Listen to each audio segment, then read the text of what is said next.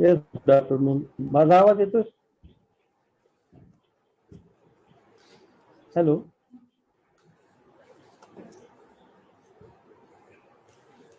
Hello, good hello. afternoon everyone. Let's welcome good today's afternoon. lecturer, Dr. Rajesh Ingole sir. Sir has completed his MD and PhD in Rasashastra from SRTM University, Nanded. He is currently working as a professor and HOD at Government Ayurved College, Nanded, and also handles their Ayurved and Unani pharmacy. He has published more than 27 research articles. Sir has also worked as university examiner and chairman in various universities. Also, he has received Best Teacher Award at Yashwant Ayurved College, Kodoli. So, once again, let's welcome Sir and request him to start today's session. Okay, thank you.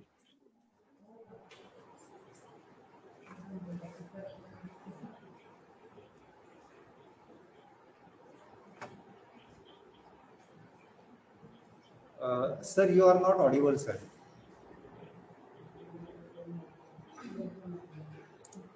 My audio is clear? Hello.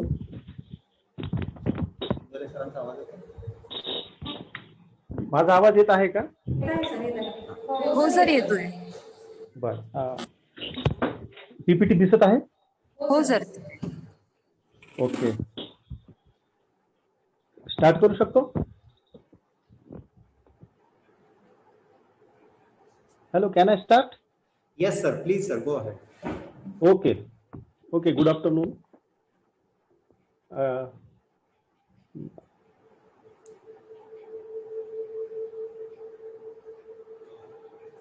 Our today's topic is standardization of ASU drugs. I heard that this lecture attended by PG scholar and also UG scholar. Yes, right? So for the UG purpose, this topic is not so good, but for the student of PG in Rasashastra Bheshaj Kalpana is a very important topic, that is the standardization of ASU drug. Okay.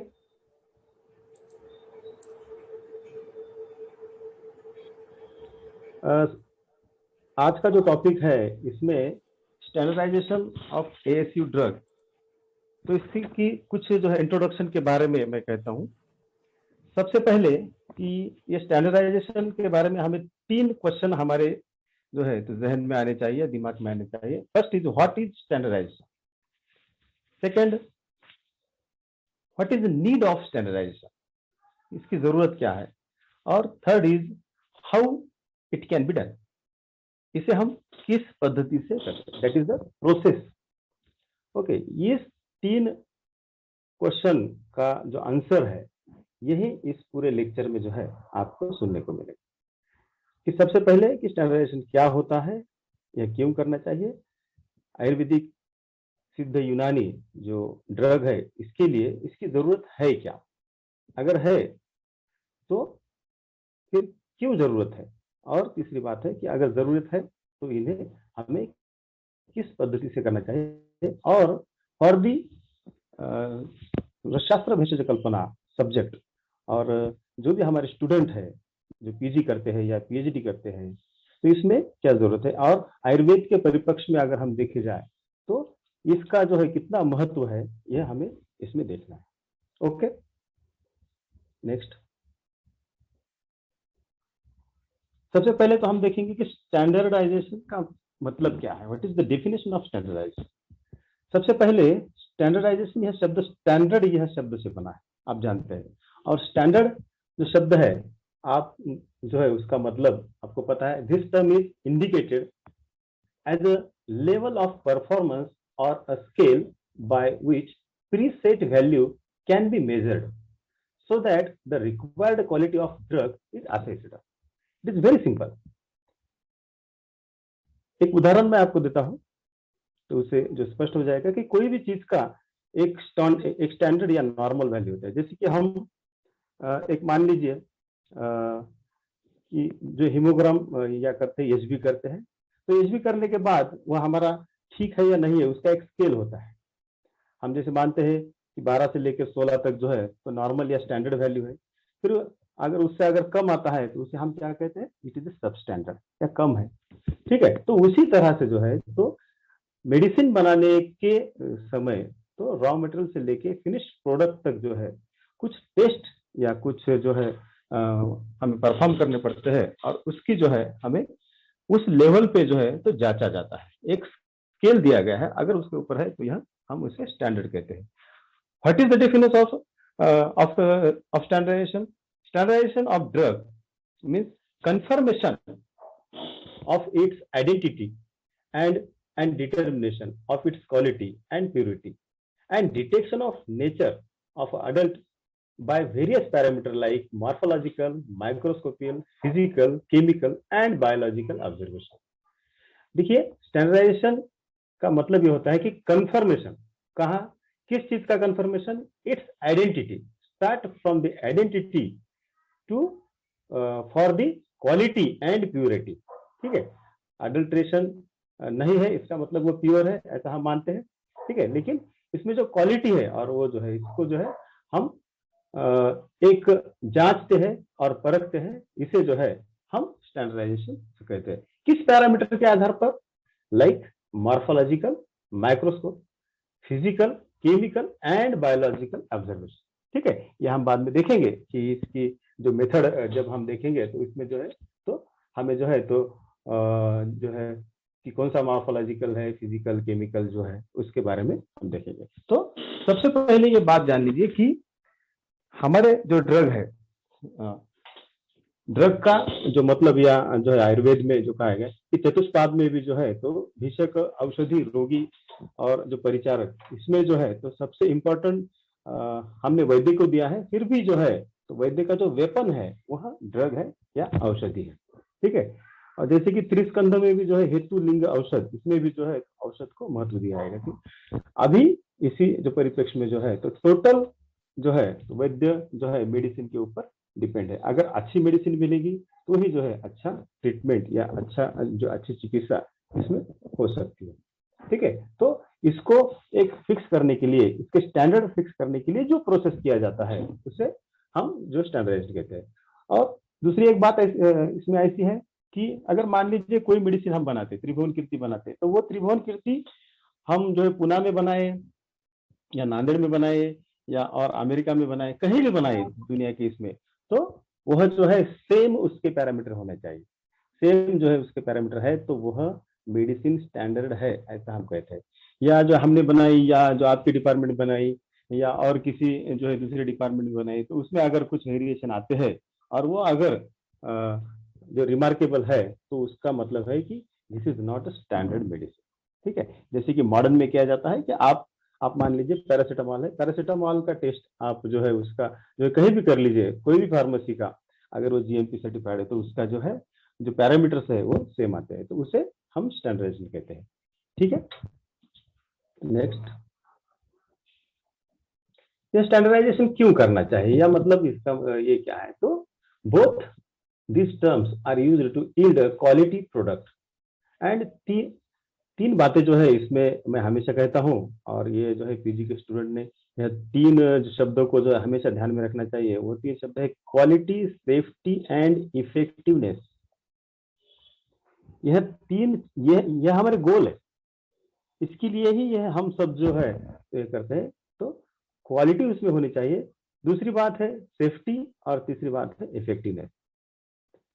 अब इसमें कहा जाता है कि मान लीजिए कोई medicine है और उसमें इफेक्टिवनेस कम है लेकिन सेफ्टी अच्छा है, तो फिर भी वह एक बार चलेगा। लेकिन अगर उसमें सेफ्टी नहीं है और इफेक्टिवनेस ज्यादा है तो उसे जो है हमें बहुत ही संभाल कर ये करना चाहिए, क्योंकि उससे जो है तो प्रॉब्लम आ सकती है। ठीक है, एक दूसरा मेरा टाइटल में है कि एएसयू ड्रग, बहुत से बच्चों को ये जो टर्म मुझे पता है, आयुष के अंदर जो मेडिसिन आते हैं उसको एएसयू, आयुर्वेदिक, सिद्ध और यूनानी, ये तीनों भी जो फैकल्टीज है या जो ब्रांचेस है यहाँ सेम है, सिर्फ इसके नाम अलग है। और इसमें के जो मेडिसिन है वो भी सेम है, सिर्फ उसका उनकी लैंग्वेज में जो है, जैसे कि यूनानी में जो हमारे आयुर्वेद में जो ड्रग है वो जो है यूनानी में भी है, लेकिन वह यूनानी के जो है तो टर्म्स थोड़े अलग है, और मेथोडोलॉजी भी थोड़ा सा स्लाइटली उसमें जो डिफरेंस है। तो इसलिए जो है तो यह तीनों भी जो है एक ही है, क्योंकि पारद अगर आयुर्वेद में भी यूज किया जाए, सिद्ध में भी किया जाए और यूनानी में भी किया जाए तो वहाँ पारद ही होता है, या गंधक ही जो है उसमें यूज किया जाता है। लेकिन यह एक आयुष का एक सिस्टम है, इसलिए जो है इसको तीनों ड्रग जो है, और मेनली हम जो है तो आयुर्वेदिक के ऊपर ही फोकस करेंगे। Okay, next.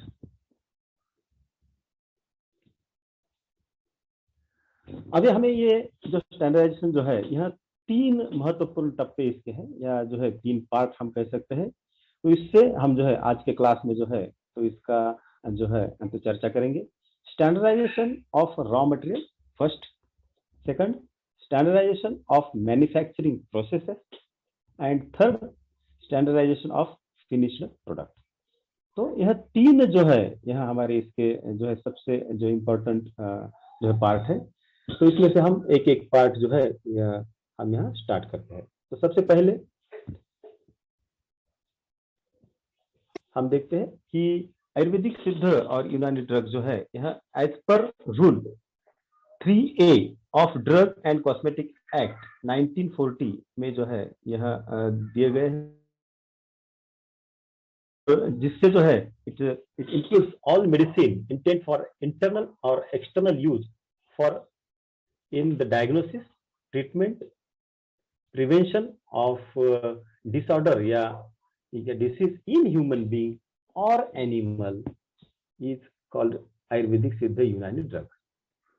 तो यह जो है तीन जो है तो इसका कि हमें यह जो शेड्यूल पता होना चाहिए कि किस इसमें जो है हमारे जो ड्रग है इसका अंतर्भाव होता है, ड्रग एंड कॉस्मेटिक एक्ट के अंतर्गत जो है इसका अंतर्भाव होता है, और उसी के हिसाब से जो है हमें इसके फर्स्ट शेड्यूल में जो है इसको स्पेसिफाई किया गया है। ठीक है, नेक्स्ट दूसरा एक टर्म है जो हमें जानना बहुत ही जरूरी है, गुड एग्रीकल्चर प्रैक्टिसेस, हम जिसे GAP कहते हैं। इसके बारे में बहुत से लोगों ने बहुत ज्यादा सोचा नहीं है, या हमारे कॉलेज में भी जो है इसके बारे में ज्यादा चर्चा नहीं होती, लेकिन ये सबसे इम्पोर्टेंट पार्ट है ऐसा मुझे लगता है।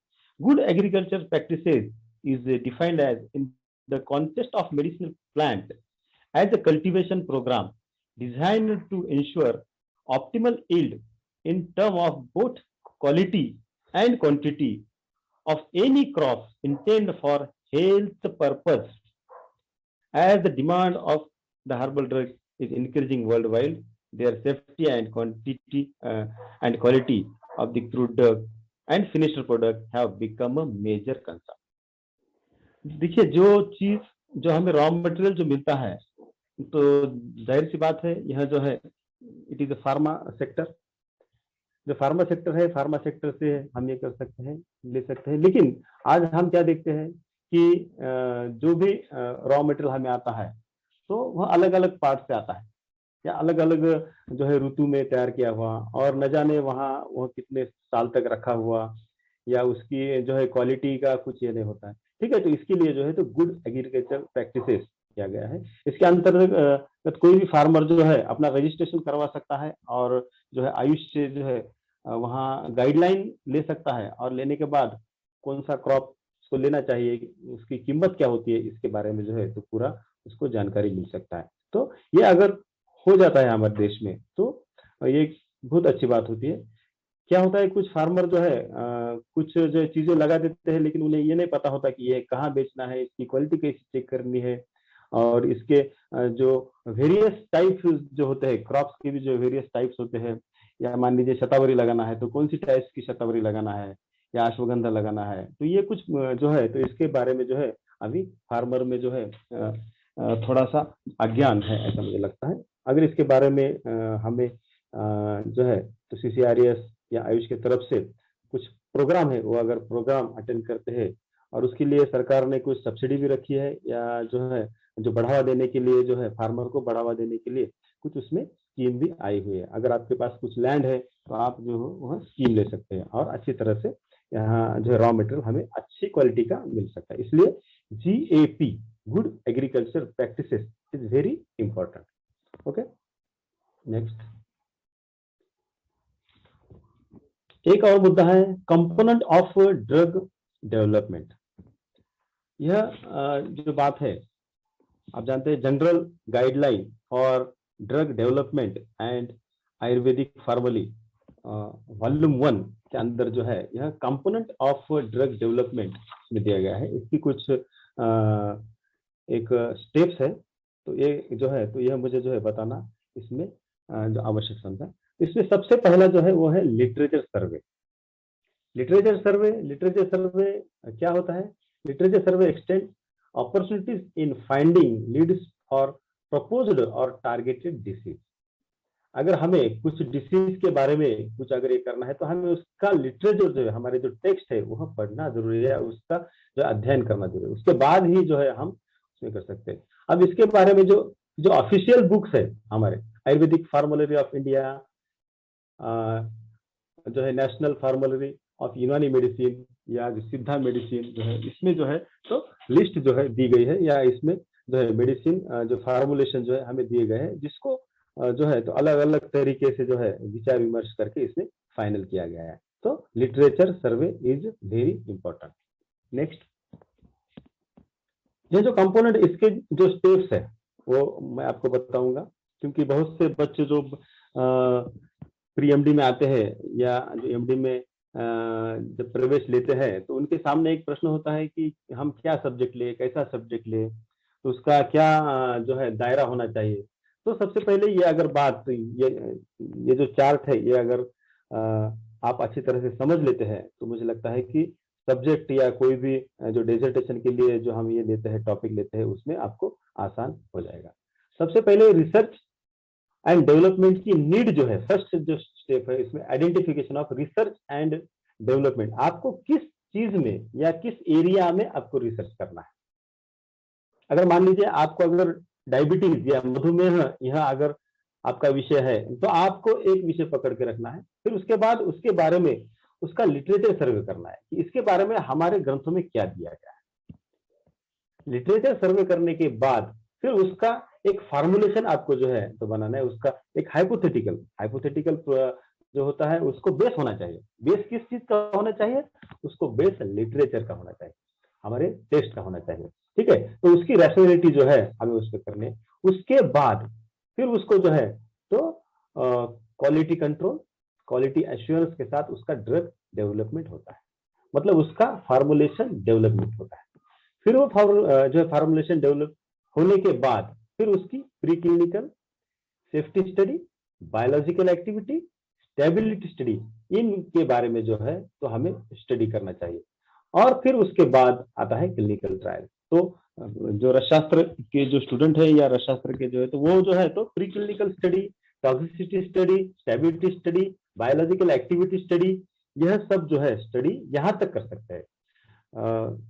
पहले जो हमारे जमाने में जो है तो क्लिनिकल स्टडी भी हमें अलाउड होता था, लेकिन अभी जो है कुछ वर्षों से जो है रसशास्त्र को जो पैरा क्लिनिकल या नॉन क्लिनिकल में डालने की वजह से जो है तो यह काम चिकित्सा या जो अन्य जो क्लिनिकल सब्जेक्ट है उनका हो गया है। तो ठीक है, हमें जो है यहाँ तक भी हम अगर प्री क्लिनिकल स्टडी भी हम अच्छे करते हैं, उसमें in vivo, in vitro, animal study जो है या एंटीमाइक्रोबियल स्टडी होता है, आजकल सेल लाइन स्टडी भी आया है, तो यह जो है तो सब्जेक्ट हम उसमें ले सकते हैं और उसकी एफिकेसी हम इस्टेब्लिश कर सकते हैं। ठीक है, तो इस तरह से जो है तो ये एक जो है ड्रग डेवलपमेंट का एक फॉर्मेट है जो मुझे लगता है कि हर स्टूडेंट ने इसको ध्यान में रखना चाहिए, और इसी के साथ ही मतलब इसके के निर्देश के अनुसार जो है तो हमें सब्जेक्ट जो है इसमें चुनना चाहिए। Okay, next. अभी मैंने पहले कहा था कि इसकी जरूरत क्या है, स्टैंडर्डाइजेशन की जरूरत क्या है, तो उसके बारे में थोड़ी सी मैं चर्चा करूंगा। For every drug coming in the market is nearly impossible to have a watch on every step of drug preparation just from identification to presentation. यह एक मुश्किल टास्क है। अभी जैसे कि बहुत सी फार्मेसी है, फार्मेसी में जो मेडिसिन बनता है तो वो ठीक है, वो जीएमपी सर्टिफाइड है या जो रेगुलर वो जो विजिट होते हैं, लेकिन एक कॉमन मैन के लिए यह जानना बहुत ही मुश्किल होता है कि कौन से कंपनी का मेडिसिन अच्छा है। तो इट इज वेरी डिफिकल्ट कि वो जो है उसमें स्टेप्स जो है उसके प्रिपरेशन के, उसमें क्या कर रहे हैं, उसका जो स्टेप्स जो टेक्स्ट में दिए है या उन्होंने फाइनल किया है, जो प्रोटोकॉल है वो एज इट इज फॉलो हो रहा है या नहीं हो रहा है, यह जानना हमें जो मुश्किल होता है। तो यह दूर करने के लिए जो है हमें स्टैंडर्डाइजेशन करना है। हर फार्मेसी में अगर जो आरोग्यवर्धिनी वटी अगर बनती होगी तो सेम बननी चाहिए, सेम उसका जो है सब जो उसका प्रोटोकॉल उसका होना चाहिए, या कोई भी medicine. Most of the pharmacies are manufacturing medicine according to their own methods and standards. अभी क्या होता है कि जैसे हम देखते हैं कि क्लासिकल मेडिसिन और दूसरा जो होता है जो हम उसको क्या बोलते हैं, प्रोप्राइटरी ड्रग। तो प्रोप्राइटरी ड्रग और जो इसमें जो क्लासिकल में जो हमारे टेक्स्ट में दिया है एज इट इज उसको फॉलो करना है, लेकिन प्रोप्राइटरी में जो है आप चेंज कर सकते हैं। आप एक विषय पे या एक नीड पे या एक प्रॉब्लम पे कुछ जो द्रव्य का ये करके उसका प्रिंसिपल न छोड़ते हुए एक मेडिसिन बना सकते हैं। तो मैक्सिमम जो फार्मेसी है वो जो है तो इस प्रकार की जो है प्रोप्राइटरी ड्रग जो बनाने में ज्यादा से ज्यादा जुटे है। क्लासिकल जो है अभी बहुत कम हो गया है। ठीक है, तो यह जो है तो ये फार्मेसी जो कंपनी है इसको क्वालिटी जो है इनके प्रोडक्ट की अलग अलग क्वालिटी हमें देखने को मिलती है, और इनका इन हाउस एक क्वालिटी कंट्रोल रूम होता है या जो लैब होता है, और वो जो है उसको पास कर देते हैं। ठीक है, लेकिन वही अगर दूसरी कंपनी का अगर हम ले या चार कंपनी का अगर हम टेस्ट करते हैं तो उसमें वेरिएशन आता है। तो इसलिए जो है स्टैंडर्डाइजेशन की हमें जरूरत है। नेक्स्ट, और एक दूसरी डिफिकल्टी इसमें आती है कि मान लीजिए few drugs from which there are established standard parameters are available। अब हम जानते हैं कि कोई भी अगर मेडिसिन हम बनाते हैं तो उसका जो है कंपैरिजन कहाँ करें, स्टैंडर्ड प्रोटोकॉल कहाँ है उसका। एक त्रिभुवन कृति अगर आप बनाते हैं तो इसको मुझे कंपेयर करना है, इसका टेस्ट करने के बाद इसके टेस्ट मुझे कंपेयर करना है। तो इसका काम अभी जो है तो सीसीआरएस के लेवल पे चल, लेकिन बहुत से कम जो ड्रग है उसका जो है स्टैंडर्डाइजेशन या जो हम क्या बोलते हैं इस्टेब्लिशमेंट जो है हो गया है स्टैंडर्ड पैरामीटर का, लेकिन बहुत से ऐसे ड्रग है उसको अभी होना बाकी है। यह एक डिफिकल्टी है, और बहुत ही जल्द अगले 3 या 4 साल में जो है तो यह काम भी जो कंप्लीट होने वाला है। तो इसलिए अगर हर इसका स्टैंडर्ड अगर फिक्स हो जाए तो हमें जो है कोई भी मेडिसिन बनाने में आसान नहीं जाए। दूसरा एक डिफिकल्ट टास्क ऐसा है कि Ayurvedic formulation are complex material of natural origin. आप जैसे जानते हैं कि एक कल्प में 10-10, 15-15, 20-20, 40-40 जो है जो इसमें हर्ब होते हैं या इसमें मिनरल्स होते हैं, एनिमल प्रोडक्ट होते हैं। तो it is a complex material. आप मॉडर्न का जानते हैं कि उनका एक मॉलिक्यूल होता है, जैसे पैरासिटामोल का एक मॉलिक्यूल होता है। एक मॉलिक्यूल की स्टडी करना और उसमें के 10 मॉलिक्यूल की स्टडी करना, या हमारे एक हर्ब में जो है 10 मॉलिक्यूल होते हैं, ठीक है, तो उसकी स्टडी करना थोड़ा सा मुश्किल जाता है, इसलिए it is difficult task. Okay, next,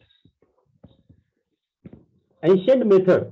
अभी जैसे कि मैंने कहा कि स्टैंडर्डाइजेशन ये जो आज की बात है क्या, तो हमारे जो पुराने जमाने में एंशिएंट में जो है तो कुछ स्टैंडर्डाइजेशन नहीं था क्या, तो था, लेकिन वो अपनी जो है तो उनकी एक मेथडोलॉजी थी, उन जो है मेथडोलॉजी के जो है तहत उनका जो है स्टैंडर्डाइजेशन था। जैसे कि हम जानते हैं स्नेह जो है सिद्धि परीक्षा, आप जानते हैं कल्कवर्ती अग्नि परीक्षा, तैल के बारे में हम कहते हैं कि उसका फेन उद्गम या जो है घृत में जो है फेन शांति होती है या उसका इष्ट वर्ण गंध उसमें आ जाता है। और अवलय के बारे में सुपक्वम तंतुमत्वम, आप जानते हैं अपसुमज्जति, ये जो भी टेस्ट है यह सब जो है test it is ancient method.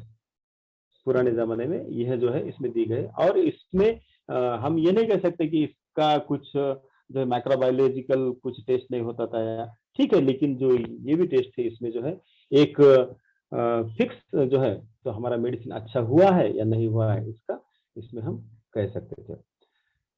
आप जैसे कि आंवले है या आशावारिष्ट है, सबके जो है टेस्ट जो है हमारे इसमें दी गई, इसकी भी चर्चा जो है हम बाद में इसमें करेंगे।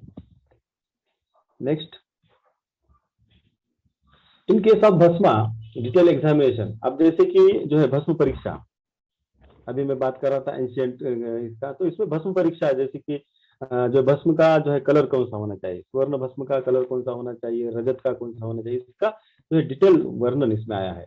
और उसके बाद कुछ टेस्ट है, रेखा पूर्णत्व है, वारित्व है, ऊनम जो है, या जो निश्चंद्रत्व या अपुनर्भव, ऐसे जो है 8-9 टेस्ट जो है भस्म के लिए दी गई है। और वह भस्म के जो टेस्ट है वही जो है उनकी स्टैंडर्ड जो एक है। अगर उसमें अगर वह पास हो जाता है तो वह इट इज गुड भस्म, मतलब उसका जो एक्सआरडी करना ये करना वो तो अलग बात है, वो तो अभी की बात है। लेकिन अगर उसमें अगर पास हो जाता है तो मेरा ऐसा अनुभव है कि बाकी के जितने भी जो टेस्ट है उसमें वो पास हो जाता है।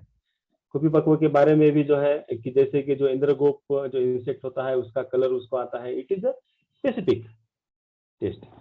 तो जो है तो हमारे जो एंशियंट जो आचार्य थे उन्होंने भी स्टैंडर्डाइजेशन के बारे में सोचा है और उनकी लैंग्वेज में उसका वर्णन जो है इसमें किया है। नेक्स्ट, जैसे कि selection, this is the standardisation method. जैसे मैंने कहा कि जो है कल्टीवेशन जो अच्छा होना चाहिए, तो उसके बारे में भी जो है कलेक्शन ऑफ टाइम, ऋतु के हिसाब से जो कहा गया है, सम ड्रग कौन से ऋतु में कौन सा ड्रग लेना चाहिए उसके बारे में भी जो हमारे यहाँ कहा गया है। It is also a standard parameter. देश, नक्षत्र, इसके जो है अकॉर्डिंग टू जो है कहाँ किस जो है जगह पे आई हुई जो है प्लांट जो है वो अच्छा हो सकता है, या उसका जो है तो उसकी पोटेंसी जो है तो सबसे ज्यादा हो सकती है। यह उसके सॉइल के ऊपर डिपेंड होता है, देश के ऊपर डिपेंड होता है। इसलिए उसी रीजन से वो अगर हम अगर लेते हैं तो उसका अच्छा रिजल्ट हमें यहाँ देखने को मिलता है। उसके बारे में नक्षत्र के बारे में भी कहा गया है कि कुछ नक्षत्र के ऊपर जो है प्लांट में जो है उसका मैक्सिमम पोटेंशियल रहता है। अगर अगर उसके तहत हम उस नक्षत्र पे उसको अगर कलेक्ट करते हैं तो it is very good. Okay, now we are coming our first step of standardization, that is the raw material standardization. ये सबसे इम्पोर्टेंट है एंड दिस इज बेसिक। मैं देखता हूँ कि ज्यादा से ज्यादा लोग रॉ मटेरियल स्टैंडर्डाइजेशन को जो है थोड़ा सा जो नजरअंदाज करते हैं और डायरेक्टली प्रोसेस और फाइनल प्रोडक्ट स्टैंडर्डाइजेशन के ऊपर आते हैं। लेकिन अगर रॉ मटेरियल स्टैंडर्डाइजेशन हमारा अगर अच्छा होता है तो बाद में की जो है जो इन प्रोसेस या जो बाकी फिनिश्ड जो है उसमें अच्छा जो रिजल्ट आना ही है। ठीक है, इसलिए रॉ मटेरियल स्टैंडर्डाइजेशन। अभी ये कुछ इसके 13-14 स्टेप्स जो है इसमें दिए गए हैं। जो general guideline for drug development जो है फर्स्ट वॉल्यूम है उसमें इसमें दिया गया है, इसका जो रेफरेंस मैंने लिया है। तो सबसे पहले क्या है, authentification. Authentification, the starting raw material for preparation of a medicine should be authenticated on the basis of botanical character। सबसे पहले जो जो हमें ड्रग चाहिए, अगर मान लीजिए हमें शुंठी चाहिए या हमें पिंपली चाहिए, तो सबसे पहले जो है उसका ऑथेंटिफिकेशन होना जरूरी है। आमतौर पे हम देखते हैं कि जो जो पीजी के छात्र हैं वह आमतौर पे जो द्रव्य गुण विभाग से जो है उसका एक सर्टिफिकेट ले आते हैं कि दिस इज दिस जो है बोल के। लेकिन जो है तो बॉटनिकल उसके अगर कैरेक्टर्स अगर थोड़ा सा हम ये कर दे तो हमें फिक्स हो जाए, क्योंकि हमारे यहाँ वैरायटी बहुत है, एक ही प्लांट की स्पीसीज बहुत है। ठीक है, इसलिए वो अगर अच्छे तरह से हो जाए तो उसमें जो है अच्छा हमें रिजल्ट मिल सकता है। दूसरा है foreign material. The medicinal plant should be free from visible sign of contamination by insects or other animals। अब फॉरेन मटेरियल का क्या मतलब है? It is simple definition. Foreign material refers to the material other than desired part of the drug। हमें जो drug का part चाहिए या प्लांट का पार्ट चाहिए, उसके अलावा जो भी चीज उसमें आ जाती है उसे हम फॉरेन मैटर बोलते हैं। ठीक है, इट इज वेरी सिंपल। अब मान लीजिए कि कोई कि जैसे कि अभी हमने जो हमारे फार्मेसी के लिए तुलसी पत्र मंगाया था। तुलसी पत्र मंगाने के बाद जो सप्लायर था, सप्लायर ने हमें जो है तुलसी पंचांग ला के दे दिया। पूरा प्लांट जो है वो जो सूखा हुआ प्लांट जो है वो ला के दे दिया। तो उसमें पूरा उसके रूट के साथ उसने दे दिया। तो अगर हमें लीव्स चाहिए तो लीव्स ही है। अगर लीव्स के अलावा उसी प्लांट का अगर रूट उसमें आ जाता है तो it is a foreign material, उसको हम जो है फॉरेन मटेरियल बोल सकते हैं। तो इसलिए जो है तो हमें यह बात ध्यान में रखनी चाहिए कि जो हमारा उपयुक्त अंग है वो उपयुक्त अंग छोड़ के, प्लांट का उपयुक्त अंग छोड़ के जो बाकी जो उसमें अगर कुछ आ जाता है तो उसको हम फॉरेन मटेरियल कह सकते हैं। और इसका भी 1% एक्सेप्टेबिलिटी है, या अगर 1% इसमें है तो ठीक है, ओके, ये जो है चल जाता है। ठीक है। थर्ड जो पॉइंट है इसमें वो है ऑर्गेनोलेप्टिक कैरेक्टर। जैसे कि हम देखते हैं कि हमारे नेकेड आई से जो है हम उसको देखते हैं, तो उसके बाद जो हमें एक जो आइडिया है कि जैसे कि पिंपली हमने अगर बोला है और गजे पिंपली बोला है, तो गजे पिंपली और पिंपली इसका आइडेंटिफिकेशन हम जो है इजीली कर सकते हैं। और उसका जो ऑर्डर है, टेस्ट है, हमारे यहाँ जो पंचभौतिक जो टेस्ट कही गए उसको ही जो है ऑर्गेनोलेप्टिक कैरेक्टर हम इसके कहते हैं। और उसका एक साइज हमें पता होता है कि जो है अभी जैसे कि हरिद्रा है, हरिद्रा हम जो है यहाँ के जो सप्लायर है हरिद्रा को क्या करते हैं, हरिद्रा के पाउडर में या उसके लिक्विड में जो उसको डुबो के रखते हैं और उसका जो है तो हरिद्रा वर्ण उसको आ जाता है। अगर हम उसको तोड़ के देखते हैं या अगर उसको हम कट करते हैं तो जो अंदर जो हमें दिखाई देता है वह लाल कलर का जो है वो होता है, रेड जो कलर का होता है। इसी से हम उसको जो जानते हैं, ये जो सब कैरेक्टर्स होते हैं इसको हम ऑर्गेनोलेप्टिक कैरेक्टर कह सकते हैं। कुछ चीजों का एक स्पेशल गंध होता है तो हम जो है तो टेस्ट कर सकते हैं, इसलिए जो है ये ऑर्गेनोलेप्टिक कैरेक्टर जरूरी है। उसके बाद जो है मैक्रोस्कोपिक एंड माइक्रोस्कोपिक कैरेक्टर, यह जो है जो फार्माकोपियल जो स्टैंडर्ड है उसके हिसाब से जो है यह हम ये कर सकते हैं। Then 5 number, loss on drying और टोटल एश। अभी देखिए loss on drying, total ash या जो एश वैल्यू हम जो कहते हैं, अभी यह क्या है, बहुत से बच्चों को ये थोड़ा सा होता है कि यह टेस्ट करना है बस, और इसकी जो वैल्यू जो आ जाती है वह जो डेजर्टेशन में लिखना है। लेकिन इसका जो बेसिक कॉन्सेप्ट है, कोई भी द्रव्य हमारे इधर पंचभौतिक द्रव्य है, पंचभौतिक द्रव्य या जो हम जो मेनली हम इसे कहते हैं ऑर्गेनिक और इनऑर्गेनिक, ऐसे दोनों से बना हुआ रहता है। ठीक है। अब उसको अग्नि देने के बाद क्या होता है, ऑर्गेनिक जो मटेरियल है वह जल जाता है और इनऑर्गेनिक मटेरियल जल नहीं जाता। तो हर एक प्लांट का ये परसेंट या इसका एक वैल्यू फिक्स है और उसके तहत जो है यह जो है टोटल एश जो है यह किया जाता है। तो उसकी वजह से जो है तो अगर इसमें कुछ अगर मिलावट आती है या उसमें कुछ अडल्ट्रेशन आता है तो यह वैल्यू बदल जाती है। उसमें भी एक रेंज दिया हुआ है, तो उस रेंज के अंदर जो है टोटल एश जो है आना चाहिए। ठीक है। और उसके बाद जैसे कि हम देखते हैं एसिड जो इनसॉल्युबल एश, जो वाटर, अब ये सब जो एक्सट्रैक्शन के मेथड्स है। कोई भी प्लांट जो होता है तो प्लांट जो वाटर उसके जो घटक होते हैं वह पानी में जो विद्राव्य होते हैं या जो है अल्कोहल में जो विद्राव्य होते हैं, तो उसका भी एक परसेंटेज फिक्स है कि कितना होना चाहिए, उसके हिसाब से जो है उसको हम जो स्टैंडर्ड कहते हैं।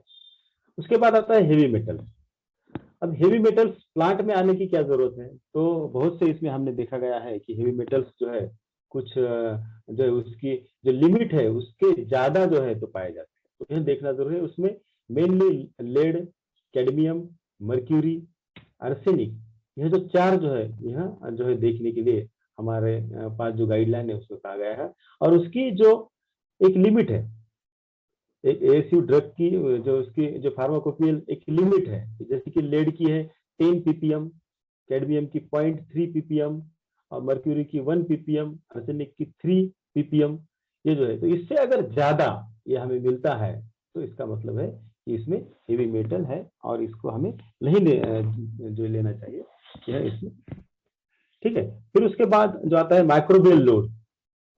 अभी माइक्रोबियल लोड जैसे कि आप जानते हैं कि कोई भी प्लांट या होता है तो इसको नंबर ऑफ हैंड्स जो है तो हैंडल करते हैं। वो कहाँ कहाँ से आता है, किस बोरी में डाल के आता है, और वहाँ बहुत से जो है कंटेमिनेशन होने की जो संभावना होती है। इसके लिए हमारी पैकिंग सिस्टम कुछ ठीक नहीं होती है, तो इसलिए वहाँ जो है उसमें जो माइक्रोब बढ़ने की जो पॉसिबिलिटी होती है वह जो है, तो उसमें अब जो उसकी भी लिमिट जो है इसमें दी गई है, और उसके हिसाब से अगर हम देखते हैं तो माइक्रोबियल लोड चेक करना जरूरी है। अगर ज्यादा अगर माइक्रोबियल लोड है तो उसे हमें रिजेक्ट करना चाहिए। नेक्स्ट, फिर उसी तरह से जो है तो अल्फा टॉक्सिन्स है, उसके बाद क्रोमेटोग्राफिकल प्रोफाइल है उसमें कि टीएलसी है, एचपीएलसी है। तो उसमें ये सब जो है कि हमें तो इसमें से सबसे इंपॉर्टेंट मुझे लगता है टीएलसी या एचपीएलसी। अगर ये चीज हम अगर उसमें करते हैं तो उसमें क्या है और क्या नहीं है, उसका प्रोफाइल भी जो है अभी ऑलमोस्ट और प्लांट के जो प्रोफाइल है वो हमारे पास आ गए हैं, तो उसको हम कंपेयर कर सकते हैं। तो ये बाकी के टेस्ट के साथ सबसे इम्पोर्टेंट जो है यह टीएलसी जो एचपीएलसी जो है अगर हम करते हैं तो बहुत अच्छा है। उसके बाद ऐसे of marker compound, her plant का मार्कर जो है आज हमारे पास उपलब्ध नहीं है। अगर जिसके जिसके मार्कर है अगर उससे हम अगर टेस्ट जो कंपेयर कर सकते हैं तो उसे हम जो अच्छा है या नहीं है उसको जो सिलेक्शन अच्छा कर सकते हैं। फिर उसके बाद लास्ट में आता है जो पेस्टिसाइड्स। पेस्टिसाइड्स आप जानते हैं कि फार्मर जो है जब प्लांट उसको ये करता है, कल्टीवेशन करता है, तब से जो है आजकल पेस्टिसाइड यूज करने का ये है। तो उसका भी एक परसेंटेज है, कौन सा पेस्टिसाइड्स, अभी वो बहुत सारे हैं, 30-40 पेस्टिसाइड्स है, उसके नाम मैंने यहाँ नहीं लिखे, लेकिन उसमें जो पेस्टिसाइड्स का जो एक्सेप्टेबल रेंज है उसके अगर ऊपर आता है तो it is harmful for us, और ये जो कार्सिनोजेनिक हो सकता है, इसमें कैंसर भी होने की संभावना है। ठीक है, तो यह 14 जो पॉइंट है यह general guideline for drug development of Ayurvedic formulation volume 1 first edition 2018 में जो आया है वहां जो इन्होंने अभी दिया है। अभी यह गाइडलाइन देखने के बाद जो है अभी इतने 14 तो हमारा स्टूडेंट कर नहीं सकता, या जो कोई भी कॉलेज में इसकी फैसिलिटी होना या नहीं होना थोड़ा सा जो मुश्किल होता है, तो इसको मैंने 4 इसमें डिवाइड कर दिया है रॉ मटेरियल का। जो 14 जो है तो उसको मैंने जो है 4 इसमें डिवाइड कर दिया। उसमें जो मेजरली जो है ऑर्गेनोलेप्टिक, माइक्रोस्कोपिक, बायोलॉजिकल और केमिकल मेथड या केमिकल एनालिसिस, यह 4 जो है तो इसमें अगर हम करते हैं तो ये चीज ये हमारे रॉ मटेरियल के लिए जो है, जो रॉ मटेरियल के स्टैंडर्डाइजेशन में अच्छा होगा। अभी जो बातें जो 14 बातें की उसी को मैंने जो है इससे 4 इसमें इसको डिवाइड कर दिया है। तो इसमें ऑर्गेनोलेप्टिक जो है मैंने अभी आपको कहा कि ओडर, टेस्ट, टच जो है इससे हम जान सकते हैं। जो माइक्रोस्कोपिक है उसमें जो है डिटर्मिनेशन ऑफ जो micro organism, determination of tannin या जो वोलेटाइल ऑयल उसमें कितना है, यह सब जो है इसमें हम देख सकते हैं।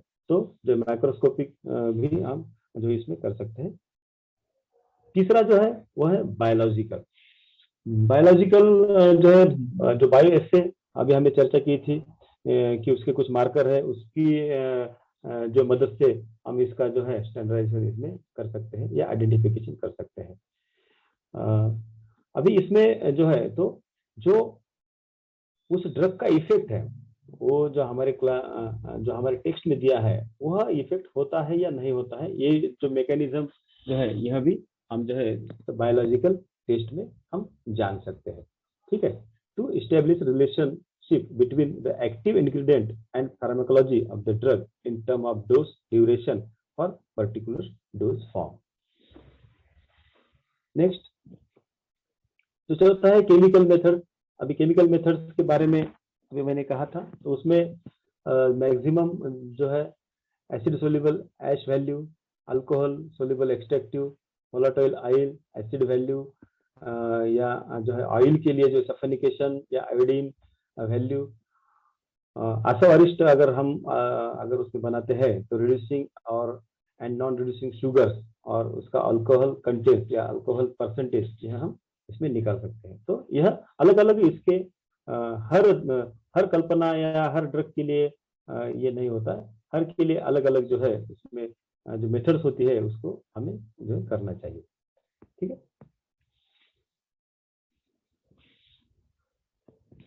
अभी इस प्रकार से देखो, अभी तक जो मैंने कहा कि स्टैंडर्डाइजेशन ऑफ रॉ मटेरियल, ज्यादा से ज्यादा मैं इसके ऊपर फोकस करता हूं, क्योंकि अगर ये अच्छा होता है तो बाकी का जो होता है।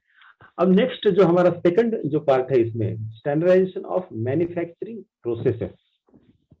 It is very tedious job, because मैं जब देखता हूँ तो हमारी किताबों में एक ही चीज के लिए जो है अलग अलग मेथड्स हैं, अलग अलग द्रव्यों की भावना है, अलग अलग जो है उसमें एक फार्मूलेशन दिया गया है, और उसको चूज करना, अब उसके लिए कौन से इंडिकेशन के लिए या कौन से डिसीज के लिए आपने चाहिए, उसके हिसाब से वो मेथड हमें चूज करना पड़ता है।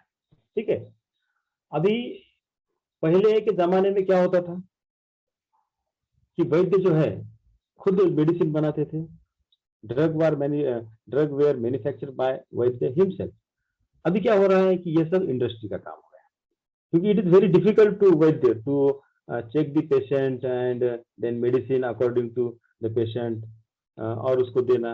ठीक है, जब अंग्रेज के जमाने से पहले यहाँ हमारे यहाँ एलोपैथी नहीं थी, तब यह जब होता था और वैद्य खुद फिक्स करता था कि इसको क्या देना है, एक द्रव्य है और उसमें उसको क्या चेंज करना है, वैद्य कन्वर्ट विथ जो मैन्युफैक्चरिंग प्रोसेस। अगर मान लीजिए किसी द्रव्य का उसको स्वरस देना है या क्वाथ देना है या उसको फंट देना है, हीम देना है या उसका अवलेह करना है, यह सब निर्णय जो है यह वैद्य का होता था। और वैद्य जो है उस रोगी की जो अवस्था है, उसकी रुग्णावस्था या उसका जो भी एक व्याधि अवस्था हम बोल सकते हैं, या उसका एज, देश, ये जो है फैक्टर्स है, इसके अनुसार जो है वह उसमें फिक्स करता था कि इसमें हमें जो है किस प्रकार से इसमें कुछ मॉडिफिकेशन करना है। लेकिन ये मॉडिफिकेशन इंडस्ट्री नहीं कर सकती, उसने एक फार्मूला या एक जो मेडिसिन का फार्मूला बनाया तो उसको एफडीए से जो अप्रूवल लेना पड़ता है, एफडीए से अप्रूवल लेने के बाद उसको चेंज करने का जो है फार्मेसी को कुछ अधिकार नहीं होता, फिर वो जो है तो वैसे ही जो है जो करना पड़ता है। अभी ये वैद्य फिक्स करेगा कि उसको ये टैबलेट देना है या नहीं देना है। ठीक है, तो इसलिए जो है तो अभी इसमें जो है तो प्रोसेस की जरूरत, स्टैंडर्डाइजेशन ऑफ मैन्युफैक्चरिंग प्रोसेस की जरूरत क्यों है, क्योंकि अभी इंडस्ट्री या फार्मेसी जो है अभी जो मेडिसिन जो बना रहे, और उसके लिए एक फिक्स प्रोटोकॉल या मेथोडोलॉजी होना जरूरी है, इसलिए स्टैंडर्डाइजेशन ऑफ मैन्युफैक्चरिंग प्रोसेस यहाँ जरूरी है।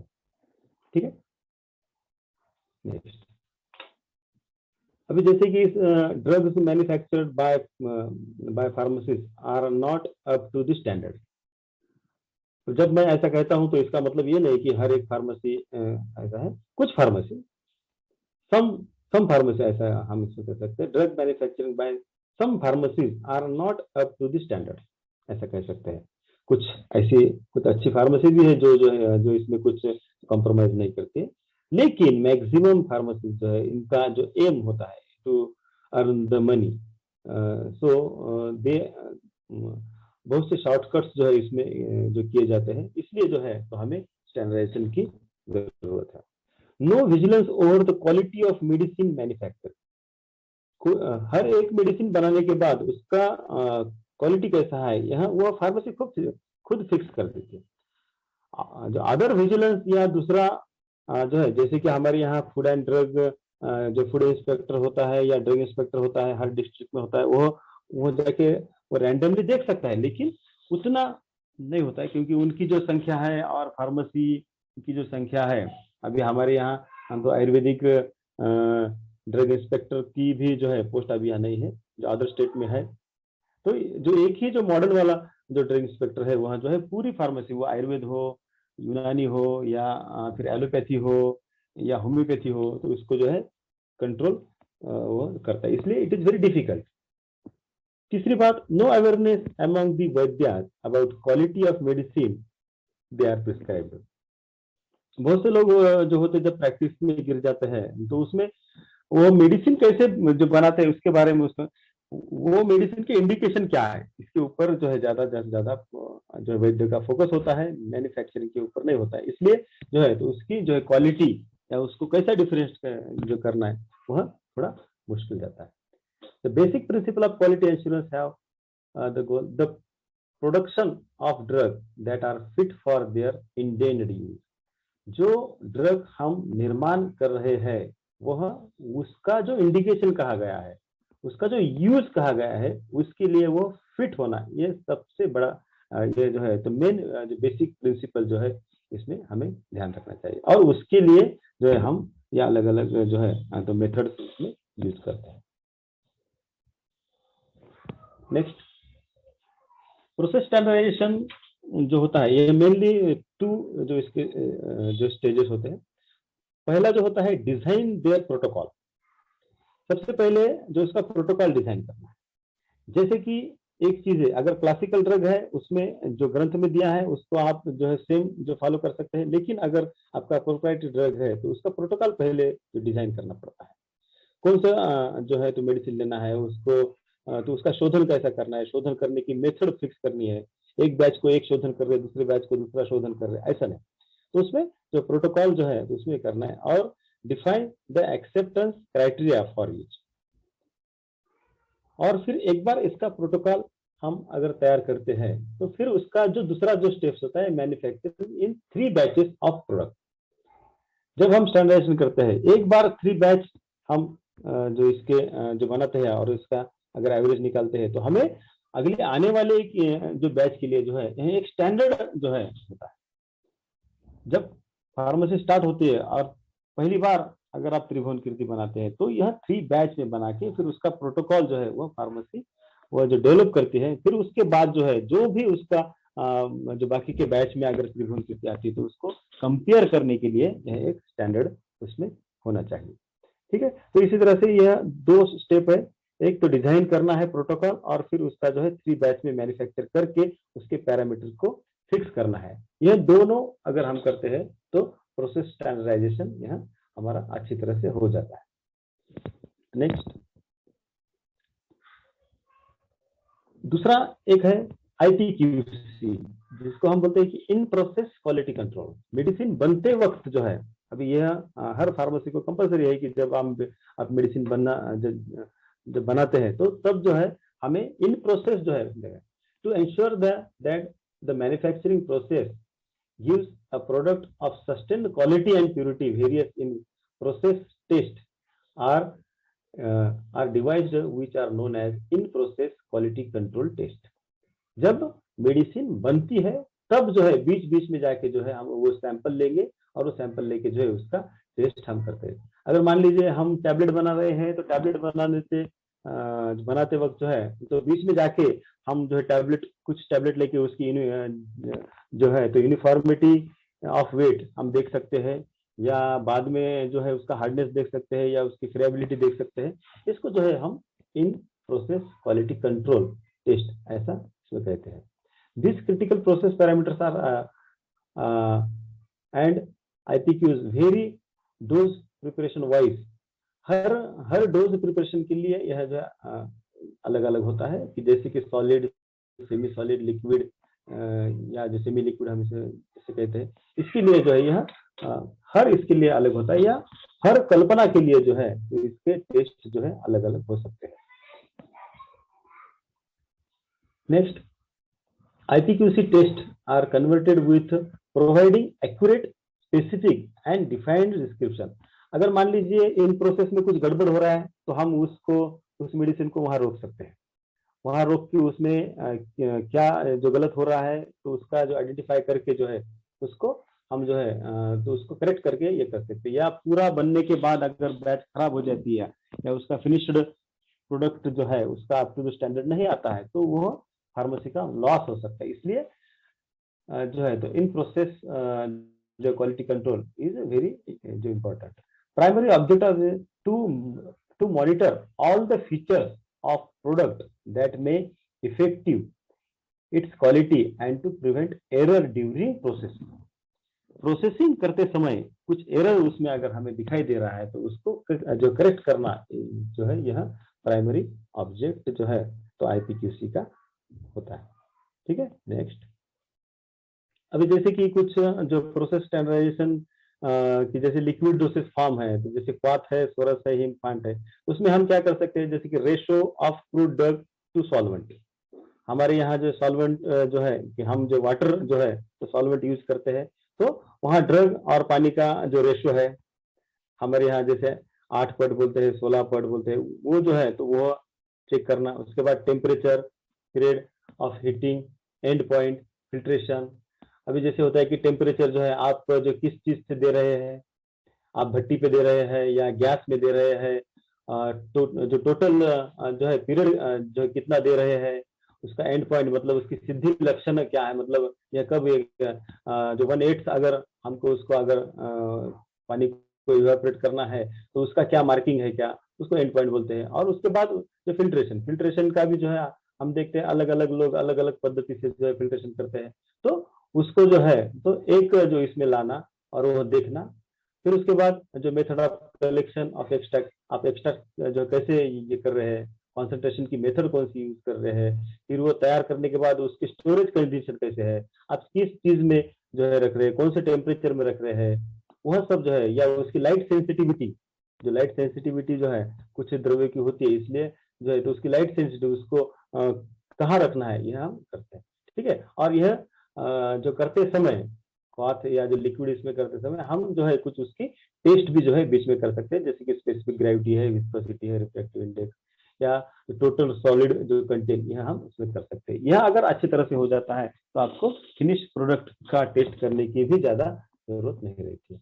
ओके, नेक्स्ट जो कल्पना है वो है आशावारिष्ट। आशावारिष्ट का भी जो है जो डिकॉक्शन या जो अमाउंट ऑफ ड्रग, जो मेथड कैसी है, उसमें जो शुगर का प्रोपोर्शन कैसा है, और सबसे important order of addition of constitute, आप जो है किस एक जो क्रम दिया गया है हमारे इसमें जो है कोई भी चीज ऐड करने का एक क्रम दिया गया है, आपको दाहित्य पुष्प है या उसमें जो है गुड़ यूज करना है, शुगर यूज करना है, तो उसका एक जो ऑर्डर दिया गया है उसके हिसाब से यह सब हो रहा है या नहीं हो रहा है, यह देखना जो है it is very important. Order of addiction of constitute is very important.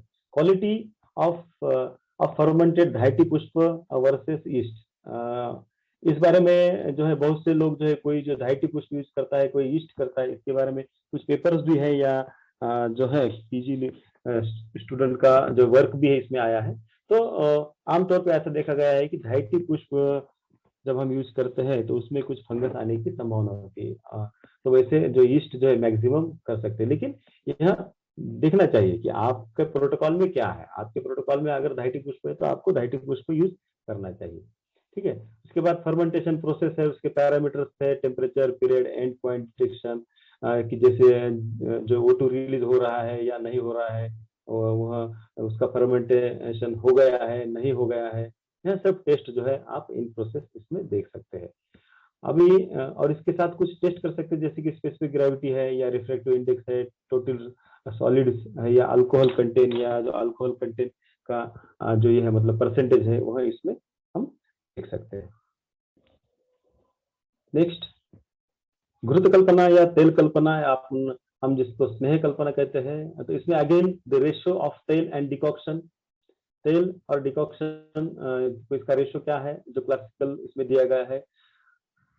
Again order of addition of drug decoction, तो यह तैयार करने के लिए जो क्रम दिया गया है वह, then period of heating, end point, method of filtration, filtration method भी बहुत इसमें इंपॉर्टेंट है। बहुत से लोग इसमें जो है कपड़े से कोई छान लेता है, कोई आजकल जो मशीन आई है, फिल्ट्रेशन मशीन आई है, उसमें जो अलग अलग तरह से जो है जो फिल्टर किया जा सकता है, तो यह सब मेथड्स जो है उसमें हमें फिक्स करना है और उसी मेथड के हिसाब से ही हमें देखना है।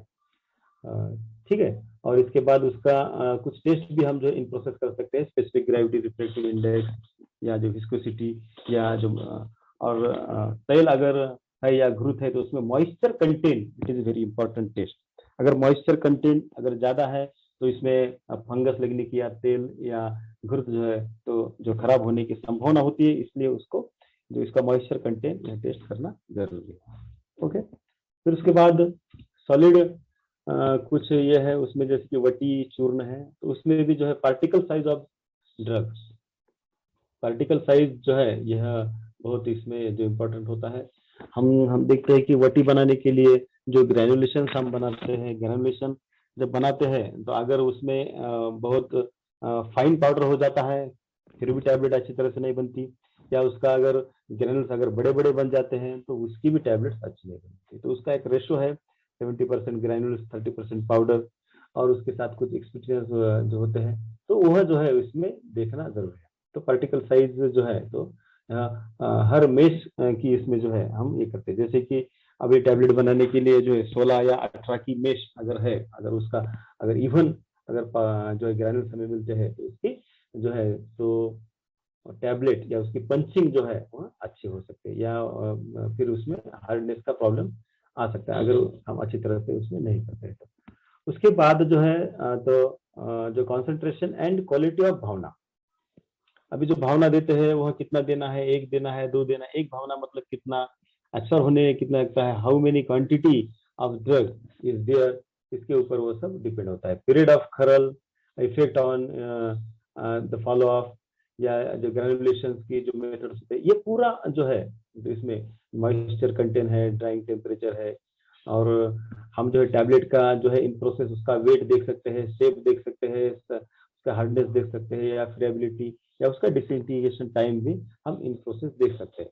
अगर इन प्रोसेस में अगर अच्छा चल रहा है तो हम इसमें आश्वस्त हो जाते हैं कि हमारा जो मेडिसिन है या हमारा टैबलेट अच्छी तरह से बन रहा है। उसके बाद मेन जो हमारा टॉपिक जो रहता है भस्म, जो भस्म बनाने का भी जो है बहुत सी कंपनी जो मेटल की क्वालिटी है, अगर सस्ता मिल जाता है तो कहीं से ला सकते हैं, तो वो मेटल की क्वालिटी जो है वह उसका शोधन और मारन प्रोसेस, जो स्टैंडर्डाइजेशन, जो भी प्रोटोकॉल उस कंपनी में तैयार किया है उस तरह से हो रहा है या नहीं हो रहा है, या क्लासिकल ड्रग है तो क्लास जो है टेक्स्ट में दे कि जैसा दिया गया है उस तरह से हो रहा है या नहीं हो रहा है, ये हम उसमें जांच सकते हैं। शोधन मारन द्रव्य देयर फॉर्म एंड प्रॉपर्टीज, कि शोधन और मारन के लिए जो द्रव्य लगते हैं उसकी भी प्रॉपर्टी चेक करना जो जरूरी है। हम जो हमेशा उसमें जो देखते हैं कि इसमें जो है तो इसकी जो प्रॉपर्टी अगर अच्छी नहीं हुई तो उसका शोधन अच्छी तरह से नहीं हो सकता। फिर उसके बाद जो है पुट का स्टैंडर्डाइजेशन, कौन से पुट के लिए कितना टेम्परेचर होना चाहिए इसके बारे में भी जो स्टडी हो गया है, तो उसके बारे में उतना टेम्परेचर उसको देना है, या जो है हम जो है तो मॉडर्न जो मेथड है पुट के लिए वह भी हम जो फर्नेसेस या जो है इसमें यूज कर सकते हैं। टेम्परेचर एंड हीट, इसमें सबसे ज्यादा बस में टेम्परेचर और हीट का रेगुलेशन जो है वह देखना जरूरी है। और इसका जो आइडेंटिफिकेशन ऑफ शोधित मटेरियल, या उसका जो मारन होने के बाद या एक फूट देने के बाद उसका हम उसमें जो है टेस्ट कर सकते हैं। वैसे ही अवलेह का है, तो मैं इसमें ज्यादा जो रिपीटेशन नहीं करूंगा कि समय भी जो हमारा जो होते आया है। तो इसमें भी जो है तो डिकॉक्शन जो बनाना है या क्वाथ या सोरस जो भी बनाना है उसकी मेथड, उसके बाद उसमें जो कितना शुगर डालना है, उसकी जो ऑर्डर क्या है, उसको जो ब्लेंड कैसा करना है, फिर उसके बाद जो उसकी होमोजेनिसिटी जो है तो वह देखना है, फिर उसकी लाइट सेंसिटिविटी, स्टोरेज का जो कंडीशन है, यह सब जो है हम इसको देख सकते हैं। और इसमें जो कंसिस्टेंसी है उसकी जो पैरामीटर्स की जो कंसिस्टेंसी है उसमें देखना चाहिए। कि हम देखते हैं कि च्यवनप्राश अवलेह के जो एक कंपनी का जो है थोड़ा पतला होता है, दूसरी कंपनी का गाढ़ा होता है, और सेम उसमें जो है तो उसका जो ग्रंथ आधार दिया होता है, फिर भी उसमें जो है कलर भी जो है अलग अलग हमें दिखाई देता है। तो यह ऐसा डिफरेंस उसमें नहीं आना चाहिए, इसलिए यह जो प्रोसेस स्टैंडर्डाइजेशन करना जरूरी है। जो हमारा अंतिम जो है उसमें जो है फिनिश्ड प्रोडक्ट स्टैंडर्डाइजेशन, जब इन प्रोसेस स्टैंडर्डाइजेशन के ही मुद्दे जो है इसमें जो है पूरे आते हैं। तो इसमें एक फॉर एग्जांपल बोल के एनालिटिकल स्पेसिफिकेशन ऑफ जो वटी या जो टैबलेट का एक जो है प्रोटोकॉल हमारे जो आयुष डिपार्टमेंट में दिया है, वह इसके बारे में मैं यहाँ यहाँ जो है चर्चा करूंगा। उसमें डिस्क्रिप्शन जो भी हमें जो है वो जो टैबलेट या गुटी वुटी बनाने हैं वो उसका कलर, ऑर्डर, वेट वेरिएशन जो है 1% या 2% से जो ज्यादा नहीं होना चाहिए। डिसइंटीग्रेशन टाइम आमतौर पे 15 मिनट या 20 मिनट का होता है, अगर गूगल है तो उसमें जो है 60 मिनट का जो है इसमें फिक्स किया गया है। देन आइडेंटिफिकेशन, जो उसमें अगर मान लीजिए हम त्रिफला या त्रिकुटी की टैबलेट बनाते हैं तो उसका आइडेंटिफिकेशन जो है टीएलसी से या जो एचपीटीएलसी से हम जो कर सकते हैं उसका जो ऐसे निकाल सकते हैं। और जो टेस्ट फॉर हेवी या जो टॉक्सिक मेटल्स जो है तो उसमें हम देख सकते हैं, जैसे कि जो है तो मैंने जो पहले चर्चा किया था लेड, कैडमियम, मर्क्यूरी, आर्सेनिक, तो इसके बारे में। उसके बाद जो माइक्रोबियल कंटेमिनेशन कुछ है क्या, कुछ स्पेसिफिक पैथोजन के लिए टेस्ट, जैसे ई कोलाई या इसके लिए जो है हम टेस्ट कर सकते हैं, या जो पेस्टिसाइड्स भी जो है इसमें कुछ जो रेसिड्यू कितने परसेंट में आ गया इसकी, ये टेस्ट कर सकते हैं। और उसके साथ अल्फा टॉक्सिन्स की भी जो है इसमें हम टेस्ट करने चाहिए। ठीक है, अभी इतना देने के बाद बच्चों को लगता है कि इतनी टेस्ट करने के कहाँ करेंगे, कैसे करेंगे, तो इसमें मैंने शॉर्ट में जो है तो कौन सी इसमें है तो कौन सी जो है टेस्ट करनी चाहिए, या अगर मान लीजिए खलवी रसायन है या जो रसकल्प है तो उसमें मेन चीज कौन सी देखनी चाहिए। जैसे कि खलवी रसकल्प है तो उसमें रस, वर्ण, गंध, भावना, द्रव्य शुड बी प्रेजेंट। सिद्धि लक्षण जो भी है कि उसके हम जो अगर टैबलेट बना रहे हैं तो उसकी सिद्धि लक्षण है क्या। फॉर वेरियस काइंड ऑफ कज्जली जो है तो उसमें जो है हम बोलते हैं निश्चंद्रत्व, अगर निश्चंद्रत्व उसमें है तो वह जो है तो चेक करना चाहिए। फिर उसके बाद अगर परपटी कल्पना है तो परपटी कल्पना में भी जो है निश्चंद्रत्व या जो परपटी के जो 3 पाक दिए गए हैं मृदु, मध्यम, खर, वह टेस्ट करने चाहिए। कुपी पक्व कल्पना अगर है तो उसमें हमें ये देखना चाहिए कि जो कंठस्थ, तलस्थ जो मटेरियल आया है वह जो हमारे ग्रंथ में दिया गया है तो उसी प्रकार से आया है या नहीं। Check out the colour, smell and weight of the product. अब इसमें स्मेल जो कुपी पक्व में तो नहीं होता है, लेकिन वेट और उसका कलर जो है वह हमें चेक करना चाहिए। फिर उसके बाद टेस्ट जो होती है वह हमें उसमें परफॉर्म करनी चाहिए। और उसी तरह से पोर्टली कल्पना है, पोर्टली कल्पना में सबसे इंपॉर्टेंट है हार्डनेस शुड बी टेस्टेड। और हार्डनेस से भी जो है कि प्रोडक्ट जब हम तैयार करते हैं तो उसमें मेटेलिक साउंड है क्या, जैसे कि हम जो उसके ऊपर अगर मेटल ऐसा टच करते हैं या मारते हैं तो उससे एक स्पेसिफिक साउंड आता है, वह जो है या हाथ में पकड़ने के बाद उसकी फीलिंग होती है, वह तब होती है कि नहीं, यह देखना बहुत जरूरी है। भस्म में हम दो इसके करते हैं, नॉन मेटेलिक और मेटेलिक। तो नॉन मेटेलिक में जो है रेखा पूर्णत्व, स्पेसिफिक कलर, स्पेसिफिक टेस्ट और टेस्ट लिस्ट तो उसमें देखना चाहिए। और मेटेलिक अगर है तो उसमें भी रेखा पूर्णत्व है, वारी तरत्व है, अपुनर्भव है, उनम परीक्षा, निरुत्थ, यह सब टेस्ट जो है यह इसमें जो करना आवश्यक है। स्पेसिफिक टेस्ट है कुछ, जैसे कि अभ्रक भस्म हम अगर बनाते हैं तो उसमें जो है निश्चंद्रत्व, यह स्पेसिफिक टेस्ट इसमें कहा गया है। ताम्र भस्म है तो इसमें दधि परीक्षा एक टेस्ट है। तो दधि परीक्षा जो है हम उसके जो दधि के साथ उसको हम रखते हैं, अगर उसका कलर नहीं बदलता है तो यहाँ अच्छा है, अगर उसका कलर नीला हो जाता है दधि का तो हम कहते हैं कि ताम्र भस्म जो अच्छी तरह से नहीं बना हुआ है। तो इसी तरह से जो है तो ताम्र भस्म की एक दूसरी अवामी है, उसको अगर थोड़ा सा टेस्ट करने के बाद अगर नौसिया होता है तो यह भस्म में जो है कुछ फॉल्ट रह गया है उसका, ऐसा मतलब होता है। हड़ताल भस्म का भी एक स्पेसिफिक टेस्ट इसमें कहा गया है, जो है निर्धूम, तो इसका जो है इसको अगर अग्नि के ऊपर डाले तो इसमें किसी प्रकार का धूम इसमें जो है तो निर्माण नहीं होता। नेक्स्ट, जो निम्बोडी फेज टेस्ट, ये तो सब आपको पता ही होगा। This is actually the method to similar जो क्रोमेटोग्राफी, यह कलर का टेस्ट है। जैसे हमारे यहाँ साइंटिस्ट डॉक्टर हनुमंतराव निम्बूरी जिन्होंने इनका जो है शोध किया है और उनके नाम के ऊपर ही इनका जो टेस्ट का नाम रखा है, और आयुष डिपार्टमेंट या हमारे सीसीआर डिपार्टमेंट ने इसको एक्सेप्ट किया है। तो एक टेक्निक है कि जो कलर के इसमें तो उसका स्पेसिफिक कलर आ जाता है तो इसमें जो है तो यह भस्म होता है, ऐसा इसमें कहा जाता है। मेमोरी टेस्ट भी जो है तो एज ए स्टैंडर्डाइजेशन हम यूज कर सकते हैं।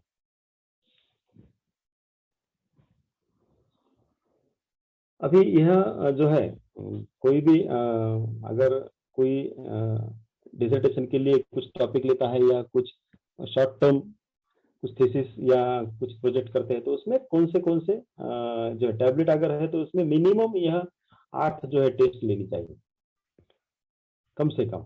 अब इसके बारे में मैं जो पहले भी चर्चा कर चुका हूँ, तो इसमें जो है मेन जो है तो डिस्टिफिकेशन, हार्डनेस या फिरेबिलिटी, यह जो 8 टेस्ट जो आप स्क्रीन पे दिख रहे हैं, यह कम से कम यह जो 8 टेस्ट लेता है। जैसे कि हाँ, हम कहते हैं कि प्रोटोकॉल में तो 14 है, तो ठीक है, वो तो हम वहाँ यहाँ जो परफॉर्म नहीं कर सकते, लेकिन इसमें यह 8 कम से कम टेस्ट हमें लेने चाहिए। उसके बाद जो पाउडर जो ड्रग है उसमें कुछ जो एक्सरे डिफ्रैक्शन, एटॉमिक अपसर्शन, हम इसे AAS कहते हैं, या जो है उसमें दूसरा आता है ACM आता है। तो यह भी जो अलग अलग जो है उसके अलग अलग प्रिंसिपल है। एक्चुअली यह एक अलग टॉपिक हो जाता है, एक्सरे डिफ्रैक्शन और यहाँ एटॉमिक, ये जो हर एक इस पे जो है तो हम एक सेपरेट लेक्चर ले सकते हैं। इसमें सिर्फ है कि उसके जो प्रिंसिपल के हिसाब से आइडेंटिफिकेशन प्रोसेस, आइडेंटिफिकेशन और उसमें कौन कौन से जो एक्टिव जो इंग्रेडिएंट है या उसमें कितने परसेंटेज में है, किस फॉर्म में है, यह हम इसे टेस्ट से जान सकते हैं। ठीक है। सेम जो परपटी कल्पना है उसके लिए भी जो है हमें, या जो परिपक्व है, पोटली है, भस्म, इसके लिए सेम जो है यह 4 या 5 टेस्ट जो है हम जो करते हैं। अभी हर यूनिवर्सिटी में इसकी फैसिलिटी आ गई है, तो इसमें जो है तो हमें एक पिक मिलता है, जैसे एक्सरे डिफ्रैक्शन होता है तो उसमें पिक मिलता है, कितने उसमें जो जो कंटेंट्स है, कितने इसमें है, परसेंटेज में है, उसका फॉर्म इसमें हमें पता चल जाता है। ठीक है। तो इस तरह से जो है तो एनालिटिकल मेथड जो है यह स्टैंडर्डाइजेशन के लिए जो सेट की गई है वह हमें फिनिश्ड प्रोडक्ट के लिए यूज करना चाहिए। ओके।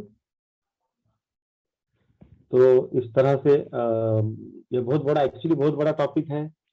और यह स्टैंडर्डाइजेशन एक ही जो है, मतलब जैसे कि जो प्रोसेस स्टैंडर्डाइजेशन हो या जो फिनिश्ड प्रोडक्ट हो या रॉ मटेरियल, एक ही इस पे जो है तो एक लेक्चर हो सकता है। लेकिन मैंने फिर भी जो है तो जो तीनों भी जो प्रोसेस है यहाँ शॉर्ट में जो है PG स्टूडेंट के लिए मैंने यहाँ ये किया है। तो I am thanks to all, और जो ऑर्गेनाइजर है मैं तो उनका जो आभार व्यक्त करता हूँ। रसशास्त्र डिपार्टमेंट की जो विभाग प्रमुख चिकुर्ते मैडम, मैं उनका भी आभार जो है प्रकट करता हूँ। आपके महाविद्यालय के अधिष्ठाता प्रिंसिपल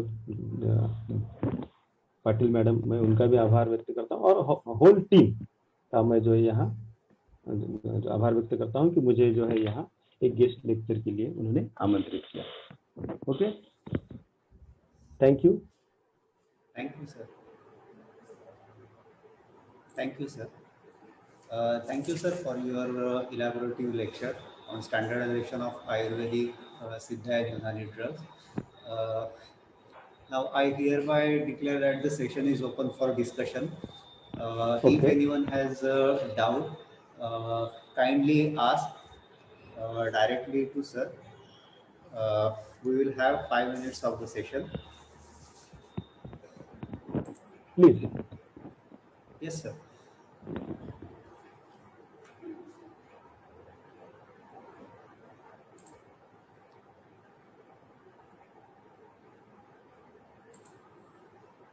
कोणाला काही शंका असतील तर सरांना विचारा. सरांना 18 वर्षांपेक्षा जास्त काळाचा टीचिंग एक्सपिरियन्स आहे. सर PG PhD गाईड आहेत. गेल्या जवळजवळ 7 वर्षांपासून सर PhD गाईड आहेत. तर सरांच्या अनुभवाचा नक्की फायदा करून घ्या. कोणाला काही शंका असतील तर विचारता. आणि माझा नंबर पण मी त्याच्यावर दिलेला आहे. Yes sir. त्यावर. Yes sir. तर म्हणजे कृपया कोणाला समजा आता जरी शंका नसेल तर कधीही ते जे आहे तर मला विचारू शकतात. How to choose subject or any difficulty regarding our subject. Yes sir, definitely sir. Chat बॉक्समध्ये तरी कोणी काही शंका नाही विचारलेल्या. तर सर मग आपण इथे थांबवायचं lecture. Okay okay, no problem. Yes, sir. Sir, thank you very much for your elaborative lecture on drugs and standardization of ASU drugs. Sir has elaboratively defined the standard, the standardization and its need, the difficulties in standardization of ASU drugs, the good agricultural practices, also the components of drug development, and the details about raw material, process, and finished product standardization. I am very thankful on behalf of Department of Rasashastra and Bheshaj Kalpana, CARC Akurdi, for the very nice presentation. Thank you very much, sir. I am also thankful to our principal, Dr. Ragini Patil madam, and vice principal, Dr. Boble sir, for allowing us to arrange such a beautiful guest lecture. Thank you for that. I am also thankful to our non-teaching staff who has supported us technically. I'm thankful to all the participants, our PG students, for attending this guest lecture. And I hereby, with permission of chair, I hereby declare that the lecture is over. Thank you, sir. Okay, okay. Thank you. Thank you, sir. Okay.